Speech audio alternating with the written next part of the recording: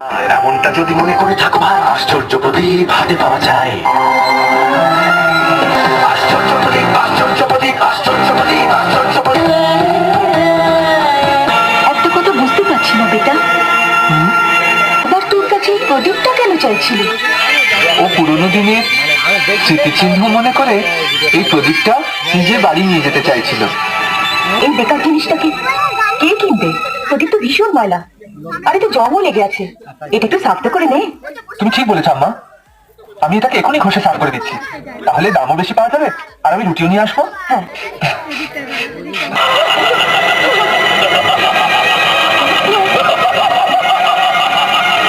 না তুমি আমার গোলাম, আর না আমি তোমার মালিক। আমাদের সম্পর্ক বলেছো বলেছো, এখন আমার দেখো দেখো। আমার মনে ইচ্ছে যে তোমার মতো সৎ মানুষের ঘর আনন্দে ভরে দিই।